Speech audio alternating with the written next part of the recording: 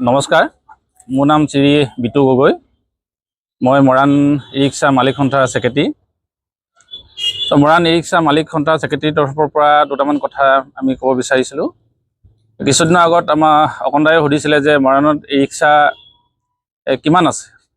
তো তেতিয়া মই এনেকুৱা হৈছিলে যে ই ৰিক্সা সঠিক যিটো সংখ্যা সেইটো দিব পৰা নাছিলোঁ, কাৰণ আমাৰ মৰাণ ই ৰিক্সা মালিক সন্থাৰ তৰফৰ পৰা এটা চিৰিয়েল নাম্বাৰ ইছ্যু কৰা হৈছিলে, আৰু সেই চিৰিয়েল নাম্বাৰটো সকলো ই ৰিক্সা চালক তথা মালিকসকলে আহি লোৱাহি নাই।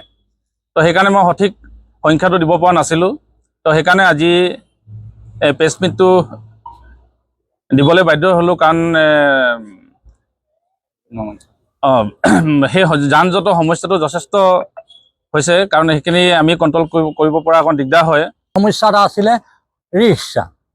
গতিকে ৰিক্সাখিনি যি নিজেও আগবাঢ়ি নাযায়, ক'বলৈ গ'লে অপ্ৰিয়লৈ সত্য, আনকো আগবাঢ়ি যাব নিদিয়ে, যাৰ কাৰণে জনসাধাৰণ দুৰ্যোগ ভুগিবলগীয়া হৈছে। বিভিন্ন সময়ত বিভিন্ন ধৰণৰ দুৰ্ঘটনা সংঘটিত হৈছে, আৰু বিভিন্ন সময়ত আমি দেখিবলৈ পাইছোঁ যে এই ৰিক্সাসমূহ যিসমূহ চালকে চলাই থাকে, তেওঁলোকে চুৰি কাৰ্যতো লিপ্ত হৈছে। তেনেকুৱা ধৰণৰ থানাতো গোচৰ পঞ্জীয়ন হৈছে। আমি বিগত সময়ত তেনেকুৱা ঘটনা সংঘটিত হৈছে, আৰু কেতিয়াবা তেওঁলোকে যাত্ৰীক অপব্যৱহাৰ কৰে। এই অচিনাকি মুখ পালে তেওঁলোকে যাত্ৰীৰ পৰা তেওঁলোকে ভাড়াৰ যি নিৰিখ, সেই নিৰিখতকৈ তেওঁলোকে অধিকাংশ লয়। গতিকে এই বাতৰিটো পিছত বেলেগ ঠাইলৈ ৰূপান্তৰিত হয়, আৰু বদনামটো মৰাণবাসী হয় যে মৰাণত গ'লে আচলতে এনেকুৱা ধৰণৰ হয়। গতিকে এই গোটেই কথাখিনি লৈ যান জঁটৰ পৰা আৰম্ভ কৰি এই যিখিনি ৰাইজৰ জনসাধাৰণৰ অভিযোগ, এই অভিযোগখিনি লৈ আচলতে যিহেতু 5/12/2024 তাৰিখে এখন ৰাজহুৱা সভাৰ যোগেদি পুনৰ ৰিক্সা সন্থাখন মৰাণ পৌৰসভাৰ কাৰ্যালয়ত তেওঁলোকে গঠন কৰিছিলে। বিতু গগৈ সম্পাদক আৰু মৃণাল সোণাক সভাপতি হিচাপে লৈ এখন কমিটি গঠন হৈছিলে, আৰু পৰৱৰ্তী সময়ত এই কমিটিখনে ভাৰতৰ যি আমাৰ সংবিধানৰ 1860 আইনৰ অধীনত তেওঁলোকে গুৱাহাটীত পঞ্জীয়ন কৰিব লাগে। এই 1860 আইনৰ অধীনত তেওঁলোকে এই ৰিক্সা সন্থাটো তেওঁলোকে পঞ্জীয়ন কৰিলে, আৰু তেওঁলোকৰ পঞ্জীয়নৰ পৰা ইতিমধ্যে তেওঁলোকক ID প্ৰদান কৰিছে। আৰু বিগত সময়ত আমি দেখিছোঁ বহু কমিটি গঠন হৈছিলে, তেতিয়া আমাৰ দল সংগঠনবিলাকক নিমন্ত্ৰণ কৰে, কিন্তু বিভিন্ন সময়ত আমি দেখোঁ বা অভিযোগ পাওঁ যে কমিটিবিলাকে আচলতে এখন নতুন বেটেৰী আহিলে আচলতে বৃহত্তৰ মৰাণ অঞ্চলৰ হয় নে নহয়, বা স্থানীয় হয় নে নহয়, সেই নোচোৱাকৈ কিবা এটা টকাৰ বিনিময়ত আচলতে ইয়াত চলাবলৈ অনুমতি প্ৰদান কৰে, যিটো অসাংবিধানিক আছিলে, অযুক্তিকৰ আছিলে। কাৰণ কোনো কমিটিয়ে ইয়াত বেটেৰী ৰিক্সা চলাব নে নচলা সেই কথাটো নিৰ্ধাৰণ কৰিব নোৱাৰে।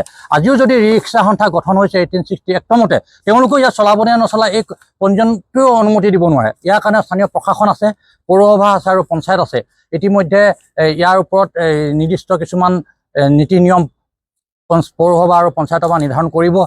গতিকে এই গোটেই কথাখিনি লৈ যেতিয়া আমি ই ৰিক্সা সন্থাক সুধিছিলোঁ যে তেওঁলোকে মৰাণততো আমি দেখিছোঁ 500ৰ অধিক হ'ব, বহুতে 1000 বুলি কয়, কিন্তু তেওঁলোকৰ ওচৰত 200 কিমানহে অন্তৰ্ভুক্ত হৈছে। গতিকে তেওঁলোকে পঞ্চায়তৰ অধীনত কিমান আছে, পৌৰসভাৰ অধীনত কিমান আছে, এই উত্তৰটো তেওঁলোকৰ ওচৰত নাই। গতিকে মই আপোনালোকৰ এই সংবাদ মাধ্যমৰ যোগেদি মই আহ্বান জনাইছোঁ যে মৰাণত যিসকল ই ৰিক্সা চালকে চলাই আছে, যিসকল গৰাকী, তেওঁলোকে নিজৰ এই যিহেতু ভাৰতৰ আইনমতে তেওঁলোকে পঞ্জীয়ন কৰিছে, তাত অন্তৰ্ভুক্ত কৰক। তাৰ কাৰণে আমি আজি দেখিম হোটেল এখনত চাহ একাপ খাবলৈ গ'লে, কালি যদি হোটেলত চাহ একাপ দি আছিলে, আজি সেই ল'ৰাটোৱে এখন ই ৰিক্সা চলাই আছে। 17 বছৰ, 16 বছৰ, 18 বছৰ বা 18 বছৰ অধিকাংশ হ'ব পাৰে। তেওঁ অনুজ্ঞাপত্ৰ আছেনে নাই চালকৰ। গতিকে বহুত কথাখিনি জড়িত হৈ আছে। গতিকে এই চুৰি কাৰ্যৰ পৰা আৰম্ভ কৰি দুৰ্ঘটনা, সেইদিনা এখন গাড়ীত লগাই গ'ল, কোনটো গলিত সোমাই গ'ল গাড়ীগৰাকীয়ে গমেই নাপালে, গাড়ীখনে খেদি ধৰিব নোৱাৰিলে। এনেকুৱা ধৰণৰ বহু ঘটনা সংঘটিত প্ৰতিদিনে হৈ আছে। এই গোটেই কথাখিনি যান জঁটৰ পৰা শৃংখলাবদ্ধ কৰিবৰ কাৰণে গতিকে আজি এই সংবাদ মাধ্যম দিছোঁ, আৰু সংবাদ মাধ্যমৰ যোগেদি যিখিনি কথা কৈছোঁ সকলোকে আহ্বান জনাইছোঁ, গৰাকীসকলকে আহ্বান জনাইছোঁ, আপোনালোকে যিজন চালকৰ চলাবৰ কাৰণে 18 বছৰ ওপৰত লাগে, যদি হৈছে তেওঁ যদি অনুজ্ঞাপত্ৰ আছে তেওঁক দিয়ক, আৰু এই বৃহত্তৰ এই মৰাণ অঞ্চলৰ হয় নে নহয়, গতিকে এইটো নিশ্চয় নিৰ্ধাৰণ কৰিব লাগিব। এই নিৰ্ধাৰণ কৰিবলৈ হ'লে তেওঁলোকৰ যিখিনি যাৱতীয় তথ্য পাতি ই ৰিক্সা সন্থাক জমা দিলে, আৰু ৰিক্সা সন্থাই পৰৱৰ্তী সময়ত পঞ্চায়ত আৰু পৌৰসভাই নিৰ্ধাৰণ কৰি দিয়া কথা বতৰা পাতি, কাৰণ গোটেই 700 ই ৰিক্সাটো পৌৰসভালৈ যাব নোৱাৰে বা পঞ্চায়তলৈ যাব নোৱাৰে বা আমাৰ পুলিচ প্ৰশাসনৰ ওচৰলৈ যাব নোৱাৰে, দি পিনে তাত যিখিনি নীতি নিয়ম থাকিব, নীতি নিয়মখিনি সকলোৱে অনুসৰণ কৰিব বুলি আজি মই আপোনাৰ সংবাদ মাধ্যমৰ যোগেদি সকলোকে শ্ৰদ্ধা জনাই বিনম্ৰভাৱে অনুৰোধ জনাইছোঁ।